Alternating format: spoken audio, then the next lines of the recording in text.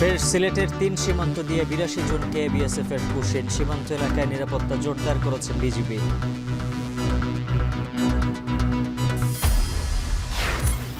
আসন্ন ঈদযাত্রায় ঢাকা টাঙ্গাইল যমুনা সেতু মহাসড়কে যানজটের শঙ্কা। সাসেক্স ২ প্রকল্পের কাজ শেষ না হওয়ায় বাড়বে ভোগান্তি। বাসের মালিক এবং যে গরুর ট্রাকের কথা বললেন, যে গরুগুলো নিয়ে আসবে, এরা মানে না। ট্রাফিকিং ব্যবস্থাটা যদি আমরা না বুঝি তাহলে কিন্তু আমাদের সমস্যা এটা থেকেই যাবে। কোরবানি ঘিরে পশুর পরিচর্যায় ব্যস্ত কুষ্টিয়ার খামারিরা। ৩০ মণ ওজনের ষাঁড়ের বীর বাহাদুরের দাম হাঁকছে ১৬ লাখ টাকা। কি সুন্দর দিন কাটাইতাম, আগে কি সুন্দর দিন কাটাইতাম। বড় মৌসুমে নাজিরশাইল আবাদের সফলতা। প্রতি হেক্টরে ফলন ৫.৫ টনের বেশি। বিলুপ্তির পথে থাকা ধান ফিরছে উচ্চ ফলনশীল হয়ে। ডিসেম্বরের শেষেও যদি লাগাতে পারি, মার্চ মাসের মাঝামাঝি কিন্তু এই ধানটা ফ্লাড আসার আগেই কিন্তু আমরা এই ধানটাকে কিন্তু হারভেস্ট করে ঘরে নিয়ে আসতে পারে ফার্মার। হাওড় অঞ্চলে বজ্রপাতে বাড়ছে প্রাণহানি। পাহাড়ে ভারী বর্ষণে ধসের শঙ্কা। নিরাপদ আশ্রয়ে যেতে নির্দেশনা জারি।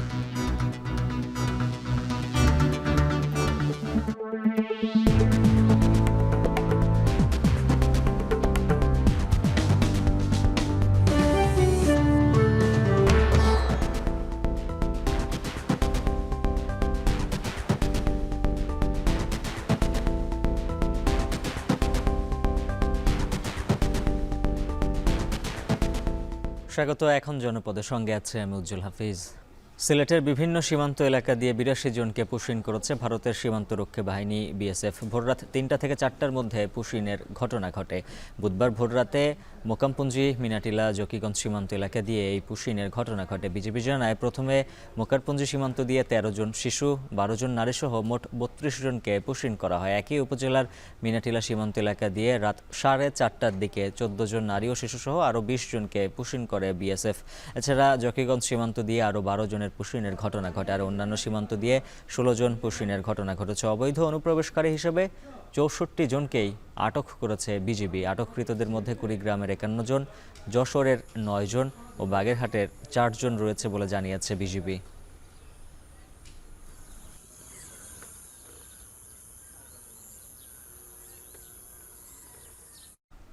এ বিষয়ে বিস্তারিত জানাতে জয়ন্তপুরের শ্রীপুর সীমান্ত থেকে যুক্ত আছেন সহকর্মী গুলজার আহমেদ। গুলজার, জানাবেন পুশিন করা ব্যক্তিদের থানায় হস্তান্তর করা হয়েছে কিনা, সীমান্তে নিরাপত্তা নিয়ে কি বলছে বিজিবি? দেখুন, আসলে কিছুক্ষণ আগেও বিজিবি ৪৮ অর্থাৎ জৈন্তাপুর যে সীমান্ত, সেখানকার অধিনায়ক মোহাম্মদ নাজমুল হক, তার সাথে আমরা কথা বলেছিলাম। তিনি যেটি জানিয়েছেন যে আজকে সর্বমোট ৮২ জনকে আসলে পুশিন করেছে ভারতীয় সীমান্তরক্ষী বাহিনী বিএসএফ। ইতিমধ্যে তাদেরকে রানাপিং ক্যাপ্টেন আব্দুর রশিদ যে বিদ্যালয়ে আছে সেখানে তাদেরকে রাখা হয়েছে এবং তাদের ব্যাপারে আইনশৃঙ্খলা বাহিনীর যে পরবর্তী পদক্ষেপ যেগুলো আছে, যে তাদের তথ্য যাচাই বাছাই করে তারপরে হয়তো আইনি প্রসেসে তারা যাবেন, কিন্তু এদিকে সময় লাগবে। এদিকে অধিনায়ক তিনি বলেছেন, যেটা বিজিবির অধিনায়ক, তিনি বলেছেন যে আজকেই যে ৮২ জন পুশিন করা হয়েছে তার মধ্যে জৈন্তাপুরের যে ২ সীমান্ত এবং জকিগঞ্জের একটি, আর সুনামগঞ্জের আরও একটি সীমান্ত দিয়ে সর্বমোট ৮২ জনকে পুশিন করা হলে সবাইকেই কিন্তু আটক করা হয়। এখন তাদের পরিচয় আসলে যাচাই বাছাই চলছে। আমরা আসলে কিছুক্ষণ আগে ভেতরে যারা অনুপ্রবেশকারী হিসেবে আটক করা হয়েছে তাদের সাথে আমরা কথা বলছিলাম। তারা বলছেন যে আসলে দীর্ঘদিন থেকে তারা ভারতে বসবাস করে আসছেন, কেউ ১০ বছর, কেউ ১৫ বছর, কেউ ৬ বছর। যেহেতু ভারতীয় সরকার একটি সময়সীমা বেঁধে দিয়েছিল যে চলতি মাসের ৩০ তারিখ পর্যন্ত যারা স্বেচ্ছায় তারা ধরা দেবে তাদেরকে বাংলাদেশে পাঠানো হবে। তারপরে তাদেরকে বিভিন্ন প্রক্রিয়ার মাধ্যমে আজকে বাংলাদেশে পাঠানো হয়েছে। এ নিয়ে সিলেট সীমান্তে গত ৮ই মে থেকে আজকে পর্যন্ত সর্বমোট ৩৯৪ জনকে পুশিন করেছে ভারতীয় সীমান্তরক্ষী বাহিনী বিএসএফ। এদিকে বিজিবি বলছে যে তাদের এই পুশিন ঠেকাতে তারা নিরাপত্তা ব্যবস্থা বহু আগেই তারা জোরদার করেছেন এবং যখন এই ধরনের ঘটনা ঘটে তখন তাদের যে ভিওপিগুলো সেখানে দায়িত্বরত বিজিবি সদস্য যারা আছেন তারা আন্তরিকতার সহিত দায়িত্ব পালন করে বলে আজকে তাদেরকে এখানে আটক করা সম্ভব হয়েছে। তবে এইভাবে আসলে অনুপ্রবেশে করানোটা আন্তর্জাতিক আইনের লঙ্ঘন বলছেন অনেকেই, বিশেষ করে স্থানীয় যারা আছেন তারা বলছেন যে এটি তাদের জন্য একটি আতঙ্কের বিষয়। কারণ যেহেতু সীমান্ত এলাকা কখন কি ঘটে, এইভাবে যদি পুশিনের ঘটনা ঘটে সেটি আসলে তাদের জন্য একটি আতঙ্কের বিষয়। তারা বলছেন যে যেহেতু একটি আন্তর্জাতিক ইস্যু, সেই আন্তর্জাতিক ইস্যুতে রাষ্ট্রীয় বাহিনীর এবং রাষ্ট্রের সর্বোচ্চ দায়িত্ব পালন যারা করছেন তাদের সাথে সমঝোতা করে পতাকা বৈঠক কিংবা অন্যান্য যে কার্যক্রম আছে আন্তর্জাতিক আইনে সেটি করে যদি তারা আসলে সীমান্তে অনুপ্রবেশ না করে বাংলাদেশে যদি হয় তাকে আইনি প্রক্রিয়ার মাধ্যমে তাদেরকে হস্তান্তর করা হোক। তো সব মিলিয়ে এখনও যে 84 জন তাদেরকে এখানে রাখা হয়েছে, হয়তোবা পরবর্তী আইনি পদক্ষেপ যেটা একটু সময় লাগবে, তাদের পরিচয় যাচাই বাছাই করে যদি দেখা যায় কেউ বাংলাদেশের নাগরিক নয় তখন তাদেরকে আইনের আওতায় আনা হবে। তো এখনও এই প্রক্রিয়া চলমান রয়েছে, হয়তোবা পরবর্তী সংবাদে এর বিস্তারিত তথ্য আরও আপডেট জানাতে পারবো। উজ্জ্বল। সিলেট থেকে সীমান্ত পরিস্থিতির খবর জানাচ্ছিলেন সহকর্মী গুলজার আহমেদ। 11তম গ্রেড নির্ধারণ সহ 3 দফা দাবি আদায়ে পূর্ণ দিবস কর্মবিরতি পালন করছে প্রাথমিক বিদ্যালয়ের সহকারী শিক্ষকরা। এতে তৃতীয় দিনের মতো বন্ধ রয়েছে পাঠদান কর্মসূচি। বিস্তারিত জানাতে টাঙ্গাইলের জেলা সদর প্রাথমিক বিদ্যালয় থেকে যুক্ত আছেন সহকর্মী কাউসার আহমেদ। কাউসার, জানাবেন কর্মবিরতিতে শিক্ষা কার্যক্রমে কেমন প্রভাব পড়ল আর কি বলছেন শিক্ষক অভিভাবকরা? উজ্জ্বল, আমি আছি, আমার পিছনে দেখতে পাচ্ছেন যে শিক্ষার্থীরা কেউ সকাল 8:30টায় এসেছে এই প্রাথমিক বিদ্যালয়ে, কেউ এসেছে 9:45টায়। তারা বলছেন যে সকাল থেকে বিদ্যালয়ে আসলেও তাদের ক্লাস হচ্ছে না। এর কারণ হিসেবে তারা বলছেন যে শিক্ষকরা যে কর্মবিরতি পালন করছে এর ফলে তাদের কোনো শ্রেণীকক্ষে পাঠদান না হয়, তারা কেউ বাইরে খেলাধুলা করছে, কেউ গরমে গাছের ছায়ার নিচে বসে আছে। আর অভিভাবকরা বলছেন যে শিক্ষকরা যে দাবি আদায়ের লক্ষ্যে কর্মবিরতি পালন করছে, এতে করে তারা এই বিদ্যালয়ে তাদের সন্তানদের নিয়ে আসলেও পাঠদান না হয়। অভিভাবক যারা আছেন তারাও কিন্তু ভোগান্তির মধ্যে পড়েছেন। তারা বলছেন যে যেহেতু শিক্ষক এবং শিক্ষার্থী উভয় শিক্ষা প্রতিষ্ঠানে আছেন, তাই তারাও কিন্তু এই শিক্ষার্থীদের পাঠদানের জন্য দাবি জানিয়েছেন। তারা বলছেন যে শিক্ষার্থীরা যেভাবে খেলাধুলা করছে এতে করে তাদের পড়াশোনায় ক্ষতি হতে পারে। আবার এছাড়াও তারা বলছেন যে এই ক্লাস না হয় কিন্তু যারা বাড়িতে যান শিক্ষার্থীরা, এদের মধ্যে অনেকেই মুঠোফোনে আসক্ত হয়ে পড়ছে, যে কারণে তারাও জোর দাবি জানাচ্ছেন যে শিক্ষার্থীদের পাঠদান যাতে দ্রুত সময়ের মধ্যে শুরু করা যায়। আর এদিকে শিক্ষকরা বলছেন যে তাদের ঐক্য পরিষদ থেকে যে কর্মসূচির ঘোষণা দিয়েছেন সেটি তারা বাস্তবায়ন করছেন। আর এছাড়া বলছেন যে এই 3 দফা দাবি তাদের যৌক্তিক দাবি, এই দাবি মেনে নিতে তারা অটুট। তারা বলছেন যে আগামী সোমবার পর্যন্ত প্রাথমিক বিদ্যালয় খোলা থাকবে। তাদের দাবি আদায় না হওয়া পর্যন্ত, আগামী ঈদের আগ পর্যন্ত, এই সোমবার পর্যন্ত তারা বিদ্যালয়ে উপস্থিত থাকলেও তারা পাঠদানে অংশ নেবেন না। আর এদিকে শিক্ষকরা জানিয়েছেন যে টাঙ্গাইলে প্রায় 1623টি সরকারি প্রাথমিক বিদ্যালয় রয়েছে। সেই সহকারী শিক্ষকরা তাদের দাবি আদায়ের লক্ষ্যে সকালে বিদ্যালয়ে আসলেও বিকেল পর্যন্ত তারা বিদ্যালয়ে অবস্থান করছেন, তবে পাঠদান দিচ্ছেন না। তো এই ছিল উজ্জ্বল আমার কাছে শিক্ষকদের কর্মবিরতির সবশেষ তথ্য। টাঙ্গাইল থেকে শিক্ষকদের কর্মবিরতির খবর জানাচ্ছিলেন সহকর্মী কাউসার আহমেদ। এদিকে অভিন্ন চাকরি বিধি বাস্তবায়ন, হয়রানি বন্ধ, মামলা প্রত্যাহার সহ 7 দফা দাবিতে কর্মবিরতি পালন করছেন পল্লী বিদ্যুৎ সমিতির কর্মকর্তা কর্মচারীরা। এই বিষয়ে বিস্তারিত জানাতে বগুড়া পল্লী বিদ্যুৎ সমিতির অফিস থেকে যুক্ত আছেন সহকর্মী রাজীব সেলিম। জানাবেন তারা কর্মকর্তা কর্মচারীরা কি দাবি জানাচ্ছেন? হ্যাঁ উজ্জ্বল, সারা দেশের মতো বগুড়াতেও পল্লী বিদ্যুৎ সমিতির কর্মকর্তা কর্মচারীদের যে কর্মবিরতি সেটি চলছে এবং অন্যান্য জায়গার মতো একটু ভিন্নতা রয়েছে। এখানে সব কার্যক্রম চলছে, গ্রাহকরা সেবা পাচ্ছেন, কিন্তু তাদের কর্মবিরতি চলছে। বিদ্যুৎ যেহেতু একটি জরুরি সেবা, এই জরুরি সেবাকে অব্যাহত রেখে এখানকার কর্মকর্তা কর্মচারীরা এখানে কর্মবিরতি করছেন এবং তাদের যে দাবিগুলো রয়েছে সেটি 7টি দাবি, 7 দফা দাবিতে তাদের এই কর্মবিরতি চলছে। 7 দফা দাবির প্রথমটি হচ্ছে আরইবির যে চেয়ারম্যান রয়েছে তার অপসারণ করতে হবে। এর কারণ তারা বলছেন যে তিনি ক্ষমতার অপব্যবহার করেছেন এবং বিভিন্ন রকম কারণেই তার অপসারণ দাবি করছেন। এছাড়া আরইবি অর্থাৎ পল্লী বিদ্যুতায়ন বোর্ড এবং পল্লী বিদ্যুৎ সমিতির যে কর্মকর্তা কর্মচারীরা রয়েছেন তাদের চাকরির যে বিধিগুলো রয়েছে সেগুলো ভিন্নতা রয়েছে। তারা বলছেন যে সেখানে বৈষম্য রয়েছে এবং সেগুলো দ্রুত সংস্কার করতে হবে এবং তাহলেই তাদের এই কর্মবিরতি তারা তুলে নেবেন।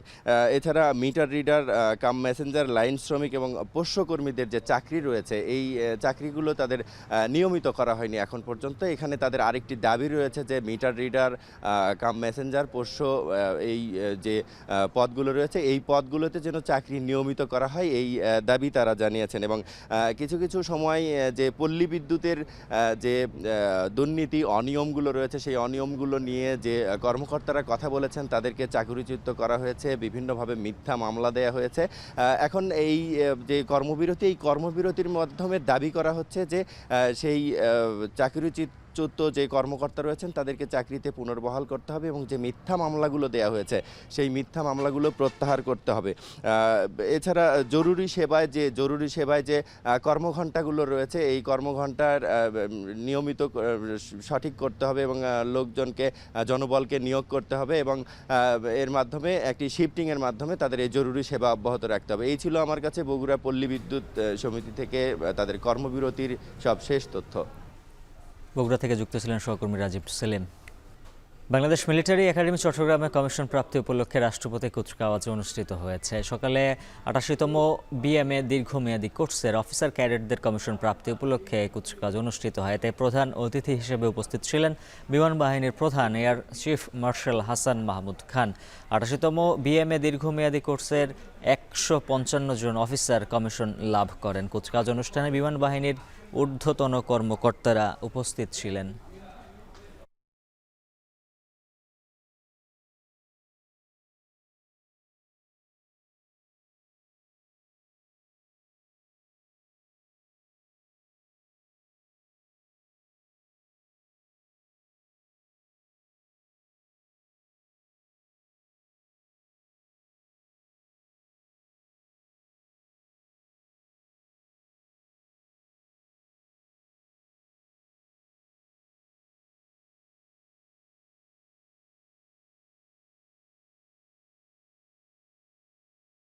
একবিংশ শতাব্দীর সকল ধরনের চ্যালেঞ্জ মোকাবেলায় আমরা একটি আধুনিক, সুশিক্ষিত এবং দক্ষ সশস্ত্র বাহিনী গড়ে তুলতে চাই। আপনারা জেনে আনন্দিত হবেন যে বর্তমানে বাংলাদেশ সেনাবাহিনী সহ আমাদের সশস্ত্র বাহিনীর আধুনিকায়নের প্রচেষ্টার অংশ হিসাবে বিভিন্ন ইন্ডিজিনাস ক্যাপাসিটি বিল্ডিং এর পরিকল্পনা গ্রহণ করা হয়েছে। সাসেক্স 2 প্রকল্পের টাঙ্গাইল প্রান্তের কাজ শেষ না হয় আসন্ন ঈদযাত্রায় ঢাকা টাঙ্গাইল যমুনা সেতু মহাসড়কে যানজটের শঙ্কা করছেন পরিবহন সংশ্লিষ্টরা। প্রকল্প ম্যানেজার জানান, ঈদে ভোগান্তি লাঘবে গুরুত্বপূর্ণ এলাকায় বাস বেশ সুবিধার পাশাপাশি 4 লেনের সড়ক ব্যবহার করা যাবে। এদিকে ঈদযাত্রা নির্বিঘ্ন করতে 65 কিলোমিটার মহাসড়কে 6 শতাধিক পুলিশ সদস্য দায়িত্ব পালন করবেন। কাউসার আহমেদের প্রতিবেদনে থাকছে বিস্তারিত। ঈদ সহ বিভিন্ন উৎসবে ঢাকা টাঙ্গাইল যমুনা সেতু মহাসড়কে যানবাহনের চাপ বেড়ে যায় প্রায় 3 গুণ। যানজটের ভোগান্তি লাঘবে গাজীপুরের জয়দেবপুর থেকে এলেঙ্গা পর্যন্ত 70 কিলোমিটার সড়ক সাসেক 1 প্রকল্পের আওতায় 4 লেন করা হয়েছে। এছাড়াও এলেঙ্গা থেকে যমুনা সেতু পর্যন্ত 14.5 কিলোমিটার এলাকায় সাসেক 2 প্রকল্পের আওতায় কাজ চলমান রয়েছে। মহাসড়ক ব্যবহারকারীরা বলছেন, পরিকল্পনা অনুযায়ী প্রকল্পের কাজে অগ্রগতির অভাব, ট্রাফিক আইন মেনে না চলা এবং প্রশিক্ষণবিহীন চালকের কারণে ঈদযাত্রায় যানজটের ভোগান্তি বাড়তে পারে। পরিবহন চালকদের কণ্ঠেও একই সুর। তারা বলছেন, মহাসড়কে অতিরিক্ত ট্রাক চলাচল এবং নতুন সড়কে মার্কিং না থাকায় দুর্ঘটনা সহ নানা কারণে সড়কে বাড়ছে ভোগান্তি। এক্ষেত্রে প্রশাসনের হস্তক্ষেপ কামনা করছেন তারা। রাস্তা যদি আমরা আরও 8 লেনও করি, কিন্তু আমরা যদি ট্রাফিকিং ব্যবস্থাটা যদি আমরা না বুঝি তাহলে কিন্তু আমাদের সমস্যা মানে এটা থেকেই যাবে। যে সিদ্ধান্তগুলো দেওয়া হয় সেই সিদ্ধান্তগুলো বাসের মালিক এবং যে গরুর ট্রাকের কথা বললেন, যে গরুগুলো নিয়ে আসবে এরা মানে না। ঢাকা শহর থেকে মেলা ফিটনেস গাড়িগুলা আমাদের রোডে চলে আসাতে আমাদের অনেক কষ্ট, যানজট বাজে। সেতুর আগে আবার কড্ডা রোডে যানজট থাকবেই, আর এলেঙ্গা তো আছেই, আর গাজীপুর চৌরাস্তা আপনার এইদিকে আশেপাশে যানজট আছেই। চলতি বছরের শেষে এলেঙ্গা থেকে সেতু পর্যন্ত 4 লেন প্রকল্পের কাজ শেষ হওয়ার কথা থাকলেও এখনও বেশিরভাগ কাজই বাকি। তারপরও ঈদে ভোগান্তি লাঘবে 5টি বাস বের পাশাপাশি 4 লেনের সুবিধার কথা জানান প্রকল্প কর্মকর্তা। আমাদের যে লেফট সাইডে যে আমরা যে রাস্তাটা ছাড়া হয়েছে তার মধ্যে 5টি বাস বে আছে। এর মধ্যে একটি বাস বে আছে আঙালিয়া বাড়ির পাশে, একটি বাস বে আছে হাতিয়ার পাশে, একটি সল্লা, একটি আছে রেলওয়ে স্টেশনের ওখানে, আর আরেকটি হলো থানার পাশে। টেম্পোরারি মানুষজনকে শান্তি বা মানুষজন নির্বিঘ্নে যাতায়াত করতে পারে তার জন্য আমরা রাস্তাটা চালু করে দিয়েছি। তো সেই ক্ষেত্রে এই মার্কিংয়ের ব্যাপারটা আমরা আরও কিছুদিন পরে করা লাগবে আমাদের। যমুনা সেতু কর্তৃপক্ষ বলছে ঈদের বাড়তি চাপ সামাল দিতে আলাদা মোটরসাইকেলের লেন সহ উভয় পাশে অতিরিক্ত 6টি বুথ বাড়ানো হবে। আর ঈদযাত্রা নির্বিঘ্ন করতে মহাসড়কে 6 শতাধিক পুলিশ দায়িত্ব পালন করবেন বলে জানান জেলা পুলিশ সুপার। যমুনা সেতুতে 9টা 18টা বুথ চালু থাকবে টোল আদায়ের জন্য এবং যে কোনো দুর্ঘটনা উদ্ধারের জন্য আমাদের সবসময় নিজস্ব 2টা র্যাকার মজুদ থাকবে। এছাড়া পুলিশ প্রশাসন জেলা প্রশাসনের সাথে সমন্বয় করে আমরা যে কোনো যানজট দ্রুত নিরসনের ব্যবস্থায় সচেষ্ট থাকবে। আমরা মোবাইল টিম রাখবো, আমাদের পিকেট টিম থাকবে। এই মোবাইল টিমগুলো মহাসড়কের বিভিন্ন জায়গায় তারা মোবাইল করবে এবং পিকেট টিমগুলো তারা পিকেটের দায়িত্ব পালন করবে এবং এছাড়াও বিভিন্ন ধরনের তদারকি টিম থাকবে। এবারের কোরবানি ঈদে যাত্রা নির্বিঘ্ন করতে প্রশাসনের সঠিক নজরদারি আশা করছেন মহাসড়ক ব্যবহারকারীরা। এখন টাঙ্গাইল।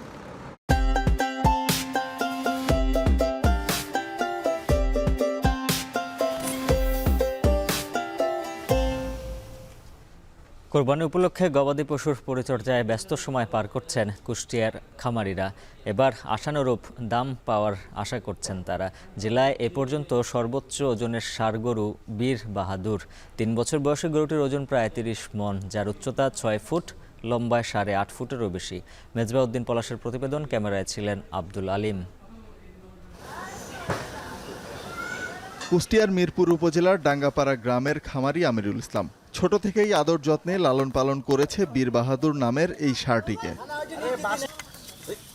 তবে মনে শত কষ্ট সত্ত্বেও সংসারের সচ্ছলতা ফেরাতে এবার কোরবানির ঈদে বিক্রি করা হবে বীর বাহাদুরকে। এরই মধ্যে প্রতিদিন বিভিন্ন জায়গা থেকে গরুটি দেখতে আসছেন ক্রেতা ও দর্শনার্থীরা। দাম চাওয়া হচ্ছে 16 লাখ টাকা।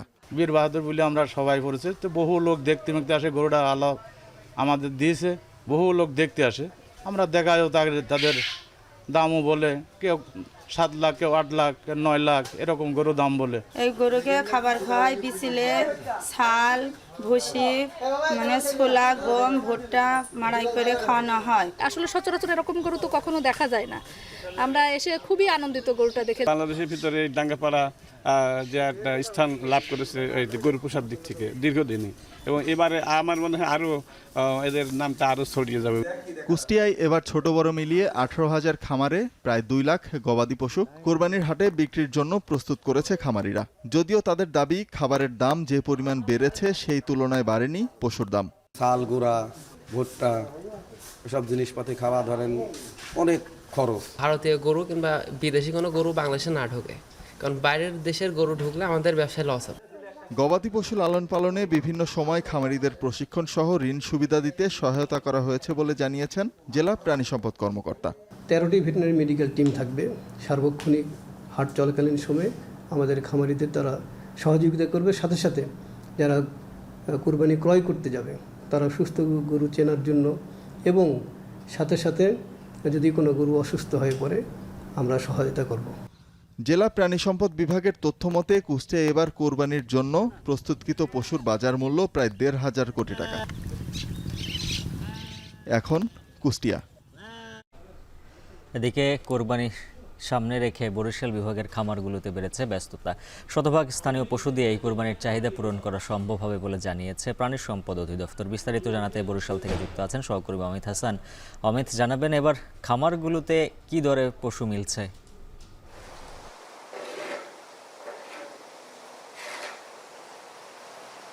উজ্জ্বল, একটু জানিয়ে রাখি যে বরিশালের হাটগুলো এখন পর্যন্ত সেভাবে জমে না উঠলেও বরিশালের যে অ্যাগ্রো ফার্মগুলো রয়েছে পশু বিক্রির, সেগুলোতে কিন্তু ক্রেতা সমাগম দেখা যাচ্ছে। এবং যারা খামার মালিক রয়েছেন তারা বলছেন যে প্রায় 70 থেকে 80% পশু ইতিমধ্যে তারা বিক্রি করে ফেলেছেন। এবং আমরা এই মুহূর্তে যে ফার্মটিতে রয়েছি, এই ফার্মটিতেও আমরা এখানকার যে ম্যানেজার রয়েছেন তার সাথে কথা বলেছি। তিনি আমাদেরকে জানিয়েছেন যে এখানে 60,000 টাকা থেকে শুরু করে প্রায় 7 লাখ টাকা দামের গরু রয়েছে। এবং এখানে যারা কর্মীরা রয়েছে তারা কিন্তু সকাল থেকে রাত অবধি এই যে গরুর পরিচর্যার কাজে ব্যস্ত সময় পার করছেন। বিশেষ করে গরমের হাত থেকে রক্ষার জন্য তারা কিন্তু গোসল করাচ্ছেন এবং এই যে খামারগুলো পরিষ্কারের ব্যবস্থা করছেন। এবং খামারের ব্যাপারগুলো হচ্ছে যে অনলাইনের মাধ্যমেও কিন্তু অনেকে পশু অর্ডার দিচ্ছেন কিংবা বুকিং করছেন। এবং এই খামারে প্রায় 70% পশু ইতিমধ্যে বিক্রি হয়ে গেছে বলে জানিয়েছেন খামার মালিকরা। এবং আরেকটু জানিয়ে রাখি যে বরিশাল বিভাগে এবার যে পরিমাণ পশু প্রস্তুত রয়েছে তাতে বরিশালের বিভাগের যে চাহিদা রয়েছে সেই চাহিদা পুরোপুরি পূরণ হবে বলে আশা করছেন যারা প্রাণী সম্পদ অধিদপ্তরের যারা কর্মকর্তা রয়েছেন। এবং একটু জানিয়ে রাখি যে ছোট বড় প্রায় 27,000 খামারি কোরবানিযোগ্য মোট 4,59,848টি পশু প্রস্তুত করা হয়েছে। বিপরীতে এবার বরিশাল বিভাগে কোরবানিতে চাহিদা রয়েছে 3,94,552টি পশু। ফলে চাহিদার তুলনায় উদ্বৃত্ত থাকবে প্রায় 65,296টি পশু। এবং জেলার কথা যদি বলি 1,41,674টি পশু প্রস্তুত করা হয়েছে। বিপরীতে এবার চাহিদা রয়েছে 1,11,077টি। ফলে চাহিদার তুলনায় জেলাতেও উদ্বৃত্ত থাকবে প্রায় 30,597টি পশু। এবং ক্রেতা যারা রয়েছেন তারা বলছেন যে কোরবানি ঈদকে সামনে রেখে হাটে আসলে বিভিন্ন ধরনের ঝামেলা রয়েছে, যে কারণে তারা কিন্তু এই যে খামারগুলো রয়েছে সেখানে থেকেই গরু কিনতে স্বাচ্ছন্দ্য বোধ করছেন এবং সে কারণেই এই যে খামার থেকেই আসলে তারা পশুগুলো পছন্দ করছেন এবং এখান থেকেই পছন্দের পশুটি বাছাই করে নিচ্ছেন। এবং যারা ব্যবসায়ী রয়েছেন তারা বলছেন যে গত বছরের তুলনায় দাম কিছুটা বৃদ্ধি পেলেও এবছর পশুর দাম গতবারের তুলনায় কিছুটা কম। এবং যারা ক্রেতা রয়েছেন তারাও বলছেন যে কিছুটা কম থাকায় তারা স্বাচ্ছন্দ্যেই তাদের যে পশু বিক্রি সেটি করতে পারছেন এবং কিনতেও পারছেন। এবং আরেকটু জানিয়ে রাখি যে বরিশালের বিভিন্ন জায়গায় কিন্তু খামার রয়েছে, সেখান থেকে কিন্তু এই খামারটি সবচেয়ে বড় একটি খামার এবং এই খামারে কিন্তু এখন পর্যন্ত লোকজন আসছে এবং এখান থেকে পছন্দ করছে এবং সেই পছন্দ অনুসারেই কিন্তু তারা এখান থেকে পশু কোরবানির জন্য বেছে নিচ্ছেন এবং এখানেই রাখছেন। কোরবানির আগের দিন যেহেতু এখান থেকে পাঠানো সম্ভব সে কারণে তাদের কিন্তু লালন পালনের যে ঝামেলাটা সেটিও তারা এড়িয়ে যেতে পারছে। তো বরিশাল থেকে এই ছিল আমার কাছে সর্বশেষ। এবারে কুমিল্লার চকবাজার থেকে মশলার বাজারের খবর জানবো সহকর্মী খালেদ সাইফুল্লাহর কাছ থেকে। খালেদ, জানাবেন এবং কুমিল্লার মশলার বাজারের কি পরিস্থিতি, সরবরাহ কেমন রয়েছে আর দাম ক্রেতাদের নাগালে রয়েছে কিনা? উজ্জ্বল, কোরবানির ঈদকে কেন্দ্র করে কিন্তু মানুষের মধ্যে মশলা কেনার আগ্রহ এবং চাহিদা সবই কিন্তু বেড়েছে। কুমিল্লার বাজারগুলোতে কিন্তু এখান থেকেই বেশিরভাগ মশলা বাজারজাত হয়ে থাকে এবং এখানে বিক্রেতারা বলছেন যে দেশীয় মশলার তুলনায় আমদানিকৃত মশলার দাম কিছুটা বেড়েছে। আমি একটু আজকের বাজারে যে দাম আমি দেখতে পেয়েছি মশলার আপনাদেরকে একটু জানাচ্ছি। এলাচ 4800 টাকা থেকে 5200 টাকা কেজি, লং 1380 টাকা থেকে 380 টাকা, দারুচিনি 520 টাকা, গোলমরিচ 1160 টাকা, সাদা গোলমরিচ 1400 টাকা, জত্রিক 3000 টাকা কেজি, জিরা 650 টাকা, আদা 130 টাকা, জয়ফল 800 টাকা, আলু বোখারা 500 টাকা কেজি, ধনিয়া 200 টাকা কেজি, চীনাবাদাম 150 টাকা, কিশমিশ 550 টাকা, কাজু বাদাম 1400 থেকে 1800 টাকা, কাঠবাদাম 1200 টাকা, শুকনা মরিচ 280 টাকা এবং হলুদ 320 টাকা। তাছাড়া তেজপাতা 150 টাকা, রসুন 90 থেকে 120 টাকা, পেঁয়াজ 55 টাকা দরে বিক্রি হচ্ছে। এই যে মশলাগুলোর কথা বললাম কোরবানির ঈদকে কেন্দ্র করে কিন্তু এই মশলাগুলোই আসলে বেশি কেনাবেচা হয়ে থাকে। এখানে বিক্রেতারা বলছেন যে যারা গ্রাহক ভোক্তা পর্যায়ে আসলে এই মশলাগুলো 3000 টাকা, 4000, 5000 টাকা পর্যন্ত যে কেজি, এগুলো কিন্তু আসলে কেউ কেজি কিনেন না, হয়তো 100 গ্রাম 200 গ্রাম সেই দরে কিনে থাকেন। অর্থাৎ 100 গ্রামের দাম 500 টাকা, 480 টাকা পর্যন্ত পরে এলাচের দাম এরকম। এবং এই যে পেঁয়াজের দাম আমরা দেখতে পাচ্ছি যে আজকে বাজারে 55 টাকা, রসুনের দাম কিন্তু কিছুটা কমেছে এবং হলুদের দামও 320 টাকা, কিছুটা শুকনো হলুদ সেটিও 350 টাকা ছিল বলছেন এখানকার বিক্রেতারা। তো এখানে যারা ক্রেতা রয়েছেন তারা বলছেন যে আসলে বিগত বছরের তুলনায় যে তারা মনে করেছিলেন যে হয়তো বা বিদেশি মশলা যেগুলো কোরবানির জন্য আসলে বেশি চলে সেগুলোর দাম কিছুটা কমবে, কিন্তু এলসির দামের বেড়ে যাওয়ার কারণে কিন্তু এগুলোর দাম আসলে এই যেরকম বলছে, যেমন কাজু বাদাম কিন্তু 800-1200 টাকা পর্যন্ত ছিল, সেটি এখন 1400 টাকা থেকে 1800 টাকা পর্যন্ত পৌঁছেছে। অর্থাৎ এই যে অত্যাধিক দাম এই মশলাগুলো, তারা বলছেন যে এগুলো আসলে বাইরের যে দাম কিনে আনে সেগুলো যেন মনিটর করা হয়, তাহলে হয়তো বাজার স্থিতিশীল থাকবে। উজ্জ্বল। কুমিল্লা থেকে মশলার বাজারের খবর জানাচ্ছিলেন সহকর্মী খালেদ সাইফুল্লাহ। আমন মৌসুমের বনেদি ধান নাজিরশাইল আবাদ করে সফলতা পেয়েছেন বাংলাদেশ কৃষি বিশ্ববিদ্যালয়ের গবেষকরা। বিশ্ববিদ্যালয়ের গবেষণা মাঠ ও কৃষক পর্যায়ে 3টি প্লটে এবার বড় মৌসুমে নাজিরশাইল ধান আবাদ করে ফলন পেয়েছেন হেক্টর প্রতি 5.5 টনের অধিক।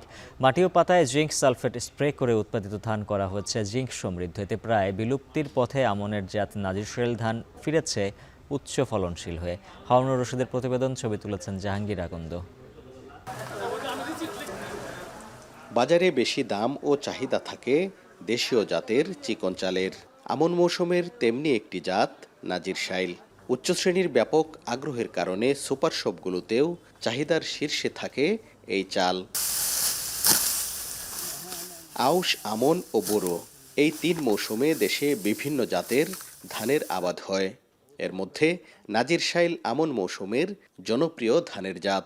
খেতে সুস্বাদু ও ভালো দাম থাকলেও উচ্চ ফলনশীল অন্যান্য জাতের ধানের সাথে টিকতে না পেরে দিন দিনই কমছে এর আবাদ।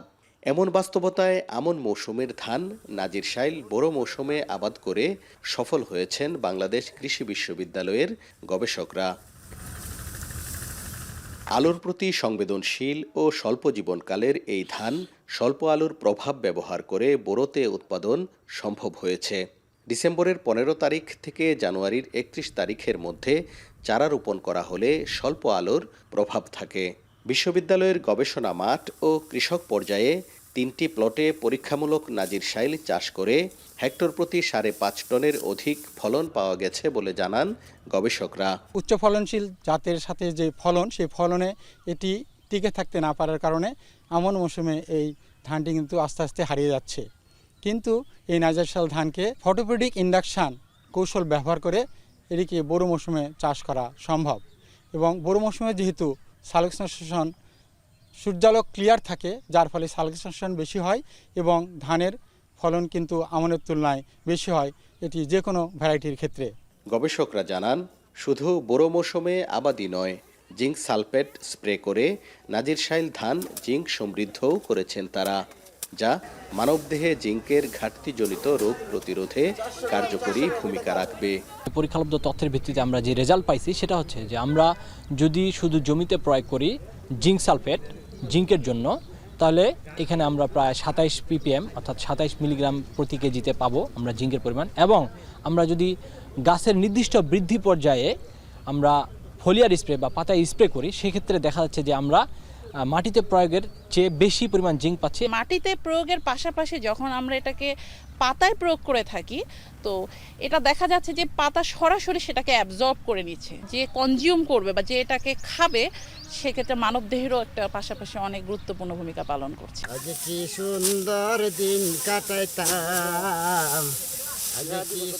ময়মনসিংহ সদরের সুতিয়াখালী এলাকার কৃষক মুজিবুর রহমান 5 কাঠা জমিতে বোরো মৌসুমে নাজিরশাইল ধান আবাদ করে ভালো ফলন পেয়েছেন। আগামীতে সব জমিতে এই ধান আবাদ করবেন বলেও জানান তিনি। আগ্রহ দেখাচ্ছেন অন্য কৃষকেরাও। বোরোতে আমি করছি, অন্য অন্য ধানের তুলনা এই নাজিরশাইল ধান অনেক ভালো হচ্ছে এবং 19-29 ধানের চেয়েও ভালো হচ্ছে। পানির সেচও কম লাগছে এবং সারও কম লাগছে।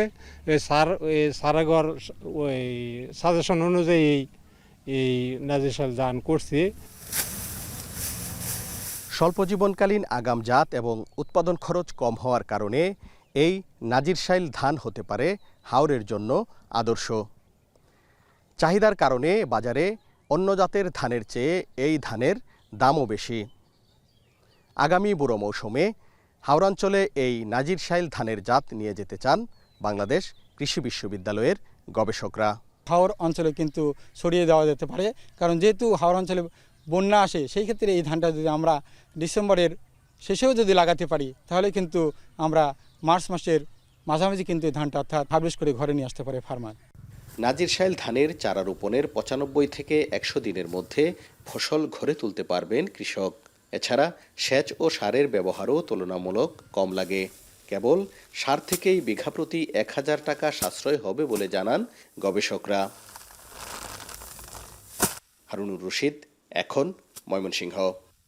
কাজ হোক যাই সাথে এক্সপার্ট চাই, না টাইট লুজ যদি করতে হয় তবে এক্সপার্ট টুলসেই নিশ্চিত জয়। এক্সপার্ট হার্ডওয়্যার টুলস, সকল কাজের এক্সপার্ট সমাধান। কক্সবাজারে সরকারের অনুমোদন ছাড়াই গোপনে উৎপাদন করা হচ্ছে ভেনামি চিংড়ির পোনা। এতে রাজস্ব হারানোর পাশাপাশি হুমকিতে পড়েছেন বৈধ হ্যাচারি শিল্প ও সাধারণ খামারিরা। এখন টিভির অনুসন্ধানে উঠে এসেছে সংঘবদ্ধ একটি চক্রের জড়িত থাকার তথ্য। মন্তস বেদজ্ঞের তথ্য, মোহাম্মদ রাসেলের ছবিতে থাকছে বিস্তারিত। কক্সবাজারের কলাতলি থেকে ইনানি পর্যন্ত গড়ে উঠেছে অসংখ্য চিংড়ি হ্যাচারি। তবে দেশে ভেনামি চিংড়ির পোনা উৎপাদনের অনুমতি আছে শুধু কক্সবাজারের নিরিবিলি ও খুলনার দেশবাংলা হ্যাচারির। কিন্তু সরকারি অনুমোদন ছাড়াই বাজারে ভেনামি চিংড়ির পোনা বিক্রি করছে মায়ের দোয়া হ্যাচারি নামে একটি প্রতিষ্ঠান। অথচ সরকারি তালিকায় মায়ের দোয়া নামের কোনো হ্যাচারির অস্তিত্ব নেই। এখন টিভির অনুসন্ধানে উঠে আসে আসল চিত্র, যেখানে দেখা যায় জালিয়াপালং ইউনিয়নের ভারপ্রাপ্ত চেয়ারম্যান আবুল কালাম সহ স্থানীয় প্রভাবশালীরা MKA হ্যাচারিতে মায়ের দোয়া হ্যাচারির নামে পোনা উৎপাদন করছে। তবে এ বিষয়ে জানতে চাইলে জড়িত থাকার কথা অস্বীকার করেন আবুল কালাম।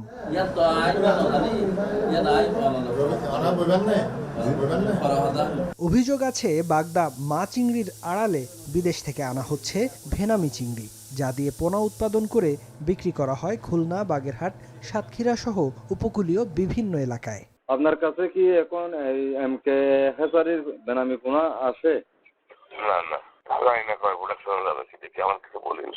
10 দিন আগে ছিল, 10-12 দিন আগে। ওনারা কোনো হ্যাচারিতে এগুলো প্রোডাকশন করতেছে, এগুলা ওরা তোরাই পথে বিভিন্ন নাম দিয়া ওরা মার্কেটিং করতেছে। পারমিশন না পাওয়ার সত্ত্বেও সে বেনামি প্রোডাকশন করতেছে এবং অন্য একটা ব্র্যান্ডের নাম দিয়ে সে পোনাটা চালাচ্ছে, এরকম হইতে পারে। যদি ফিশারি ডিপার্টমেন্টের মনিটরিং থাকতো তাইলে এই কাজগুলি হ্যাচারির মালিকরা করতে পারতো না। এদিকে পোনা উৎপাদনের কথা অস্বীকার করলেও ভেনামি চিংড়ি উৎপাদনের অনুমতি চেয়ে আবেদনের কথা জানায় MKA হ্যাচারি কর্তৃপক্ষ। মিথ্যা কথা, মিথ্যা প্রতারণা করতেছে। আমাদের এদিকের আমাদের এন্ট্রি পার্টিরা বিভিন্ন ইন্ডিয়ান থেকে নফলি নিয়ে আসে, তারা আমরা বাইদাবাই শুনি। তো তারা এখন যেহেতু ডফ বা উপজেলা মৎস্য অধিদপ্তর থেকে বিভিন্ন যখন চাপাচাপি করতেছে, তারা তখন আমাদের দোষটা দিচ্ছে। অবৈধ রেণু উৎপাদনের কথা জানে জেলা মৎস্য কর্মকর্তারাও আশ্বাস দেন ব্যবস্থা নেয়ার। মায়ের দোয়া হ্যাচারি নামে যে অভিযোগ সেটা আমাদের নজরে এসেছে, সেটা আমাদের নিবন্ধিত না আমাদের যে হ্যাচারি আইনে। তা আমরা এর বিষয়ে খোঁজখবর নিচ্ছি যে তারা আসলে কোত্থেকে নকলি আনতেছে ভেনামির এবং কোথায় তারা নার্সিং করে কার কাছে বিক্রি করতেছে। এভাবে অনুমোদন ছাড়া পোনা উৎপাদনের কারণে কোটি কোটি টাকা রাজস্ব হারাচ্ছে সরকার, পাশাপাশি ক্ষতিগ্রস্ত হচ্ছে দেশের চিংড়ি শিল্প। এখন কক্সবাজার। হাওড় অঞ্চলে বাড়ছে বজ্রপাত, প্রাণ হারাচ্ছেন কৃষক, জেলে, পথচারী। আতঙ্কে দিন কাটাচ্ছেন হাজারো পরিবার। বিশেষজ্ঞরা বলছেন জলবায়ু পরিবর্তনের প্রভাবে বজ্রপাত বেড়েছে বহুগুণ। তবু জেলার কোথাও কোথাও নেই বজ্র নিরোধক দণ্ড, নেই আগাম সতর্কতা। প্রতি বছর প্রাণহানির পরও স্থায়ী কোনো উদ্যোগ নেই জেলা বা জাতীয় পর্যায়ে। মশিউর কায়াসের প্রতিবেদন। চলতি বছরের 6 মে দুপুর 12টা নাগাদ পরীক্ষায় অংশ নিতে স্কুলে যাচ্ছিল চট্টেকি গার্লস স্কুল অ্যান্ড কলেজের শিক্ষার্থী বর্ষা ও তার 2 সহপাঠী ইরিনা ও প্রিয়া। এ সময় হঠাৎ কালো হয়ে আসে আকাশ। বজ্রপাতের শিকার হন 3 জন। 2 সহপাঠী ঘটনাস্থলে মারা যান। বর্ষা বেঁচে গেলেও পুড়ে যায় তার শরীরের ডান পাশ। আমরা 3 জন স্কুলে যেতে পরীক্ষার জন্য যাইতেছিলাম। তারপর আমার ফ্রেন্ডের এক বাড়ির রাস্তায় তার ডাকতেছি যে পরীক্ষা দেওয়ার জন্য যাইতে, কিন্তু আন্টি বলছে যে সে চলে গেছে। তারপর আমরা 3 জন আবার চলে যাইতেছিলাম। তারপর কি হয়েছে আর মনে নাই। দোয়া করেন আমার জন্য, আমি যে সুস্থ হয়ে আবার স্কুলে যেতে পারি। 2016 সালের মে মাসে বজ্রপাতকে জাতীয় দুর্যোগ ঘোষণা করে সরকার, কিন্তু বিস্তীর্ণ হাওর জুড়ে আজও তেমন কোনো প্রতিরোধ ব্যবস্থা চোখে পড়েনি। ইটনা, মিঠামইন ও অষ্টগ্রাম জেলার মোট আয়তনের 46 ভাগ জুড়ে থাকা এই 3 হাওর উপজেলা, যেখানে নেই কোনো বজ্র নিরোধক দণ্ড, নেই কোনো আশ্রয় কেন্দ্র। যে কয়টি স্থাপন করা হয়েছিল তাও রক্ষণাবেক্ষণের অভাবে নষ্ট কিংবা চুরি হয়ে গেছে। ধান কাটার সময় বৃষ্টি হয়, ঠাড়া পরে এই লোক মারা যায়। পরে হেরা বয়ের থেকে এই দেশে আয় না। ঠাড়া হইতে গিয়ে আমরা অনেক ভয় পাই আমরা দৌড়াদৌড়ি করে যাই। যারা মনে করেন অনেক দূরা থেকে বাড়ি যেতে না, টাকা ঠাড়া বইরা জায়গা। কিশোরগঞ্জ জেলা ত্রাণ ও পুনর্বাসন কার্যালয়ের তথ্য মতে গত 5 বছরে জেলায় বজ্রপাতে নিহত হয়েছেন অন্তত 100 জন, যার মধ্যে 77 জন কৃষক, 15 জন শিক্ষার্থী এবং 8 জন গৃহিণী। এ মৌসুমে কেবল এপ্রিল ও মে মাসেই বজ্রপাতে প্রাণ হারিয়েছেন 17 জন।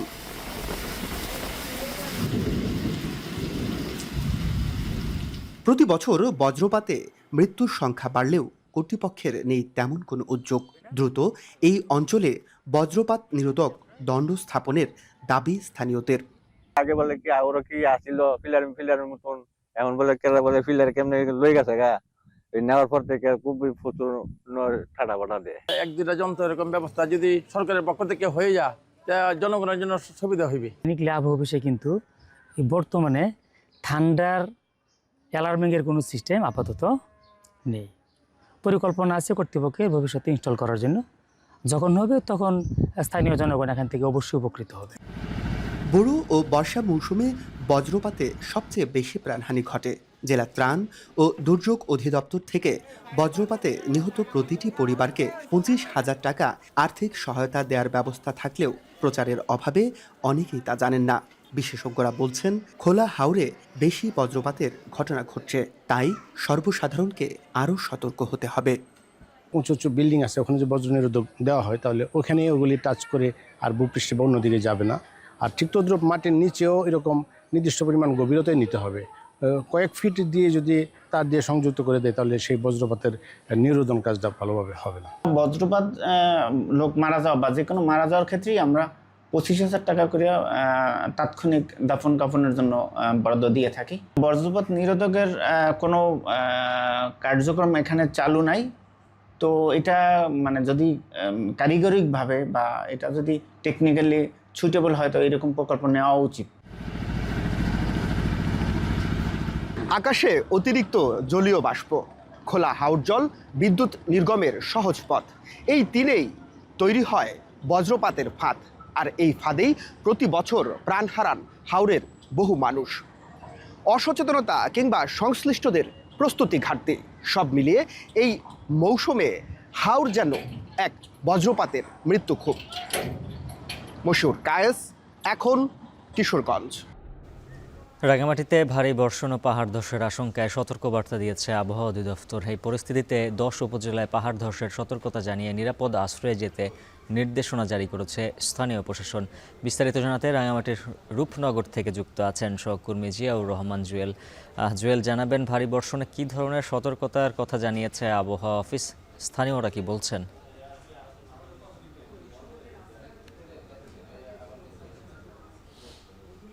উজ্জ্বল, আপনি জানেন যে আবহাওয়া অধিদপ্তর থেকে যে 72 ঘন্টার বৃষ্টিপাতের পূর্বাভাস দেওয়া হয়েছিল, সেখানে সতর্কতা জারি করা হয়েছিল রাঙামাটি, খাগড়াছড়ি, বান্দরবান এবং চট্টগ্রাম, কক্সবাজার এই 5টি জেলায় ভারী সহ অতি ভারী বৃষ্টির কারণে মূলত ভূমিধসের যে সংখ্যা, সেই সতর্কতা বার্তার আর মধ্যেই কিন্তু রাঙামাটি জেলা প্রশাসন থেকে সবগুলো উপজেলা এবং জেলা প্রশাসন থেকে নির্দেশনা জারি করা হয়েছে। ভারী বৃষ্টিপাত হলে মূলত তারা আশ্রয় কেন্দ্রগুলোতে চলে যেতে বলা হয়েছে, যারা পাহাড়ের পাদদেশে বসবাস করছেন ঝুঁকিপূর্ণভাবে। একটুখানি বলে রাখি, আমি এই মুহূর্তে অবস্থান করছি রাঙামাটি শহরে যে বাংলাদেশ টেলিভিশন উপকেন্দ্র রয়েছে তার পাশেই রূপনগর এলাকায়, যেখানে অন্তত 250 পরিবার মূলত পাহাড়ের পাদদেশে ঝুঁকিপূর্ণভাবে বসবাস করছে বলে জানা গেছে। একই সঙ্গে এর পাশে যে শিমুলতলি, নতুন পাড়া এবং এই আশেপাশে যে এলাকাগুলো যুব উন্নয়ন ভেদবেদী সহ এই এলাকাগুলোতে এরকম অন্তত 29টি এলাকা চিহ্নিত করা হয়েছে জেলা প্রশাসন থেকে, যেখানে অন্তত 5,000 পরিবার ঝুঁকিপূর্ণভাবে পাহাড়ের পাদদেশে বসবাস করছেন বলে জেলা প্রশাসন নিশ্চিত করেছে। একটুখানি বলে রাখি, এই পরিস্থিতিতে মূলত রাঙামাটি পৌর এলাকায় 20টি আশ্রয় কেন্দ্র প্রস্তুত রাখা হয়েছে, যেখানে ভারী বৃষ্টি শুরু হলেই যারা পাহাড়ের পাদদেশে ঝুঁকিপূর্ণভাবে বসবাস করছেন তাদেরকে চলে যেতে বলা হয়েছে এবং প্রশাসন থেকে সার্বক্ষণিকভাবে মনিটরিং করার জন্য এই বিষয়গুলো তারা দেখভাল করছেন। একই সঙ্গে আমরা কথা বলেছিলাম, এখানে যারা বসবাস করছেন তারা যেটি বলেছেন যে এখন পর্যন্ত যেহেতু ভারী বৃষ্টিপাত হয়নি, তাই তারা আশ্রয় কেন্দ্রগুলোতে যাওয়ার প্রয়োজনীয়তা অনুভব করেনি। ভারী বৃষ্টিপাত শুরু হলেই মূলত তারা আশ্রয় কেন্দ্রগুলোতে যাবেন। আমরা কথা বলেছিলাম জেলা প্রশাসনের সঙ্গে, তারা যেটি বলছেন যে এই দুর্যোগ পরিস্থিতি মোকাবেলার জন্য মূলত এরই মধ্যে 1,300 মেট্রিক টন চাল মজুত করা হয়েছে এবং 15 লক্ষ টাকা তারা হাতে রেখেছেন। যে কোনো পরিস্থিতি তৈরি হলে মূলত তারা এসব ত্রাণ তৎপরতা চালাবেন। একই সঙ্গে জেলা প্রশাসন, পুলিশ এবং যে রোভার স্কোয়াড এবং অন্যান্য যারা ফায়ার ডিফেন্স সহ যে রেস্কিউ টিমগুলো রয়েছে তারাও প্রস্তুত রয়েছেন, যে কোনো পরিস্থিতিতে তারা মাঠে নেমে কার্যক্রম চালাবেন। রাঙামাটি রূপনগর থেকে এই ছিল আমার কাছে সবশেষ। উজ্জ্বল। যুক্ত ছিলেন সহকর্মী জিয়াউর রহমান জুয়েল। এখন জনপদ শেষ করার আগে শিরোনামগুলো জানিয়ে দিচ্ছে আরও একবার। ফের সিলেটের 3 সীমান্ত দিয়ে 82 জনকে বিএসএফের পুশিয়ে সীমান্ত এলাকায় নিরাপত্তা জোরদার করেছে বিজিবি।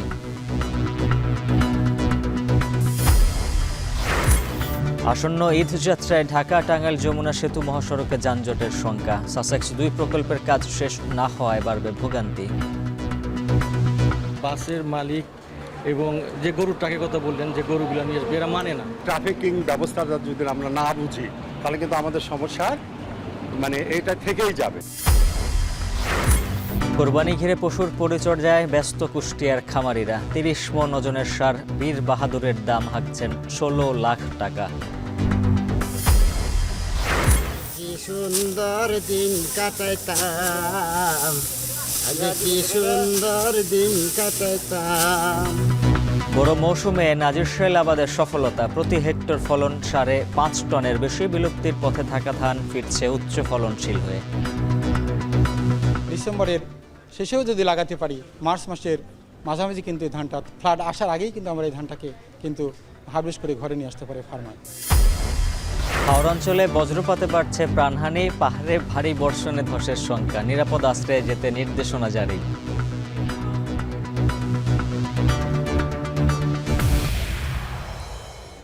আর এই ছিল এখন জনপদের আয়োজন। এখন টেলিভিশন ওয়েবসাইটে দেখুন এখন.tv, ফেসবুকে দেখুন facebook.com/tv.এখন, আর সরাসরি ইউটিউবে দেখতে ভিজিট করুন youtube.com/c/echontv।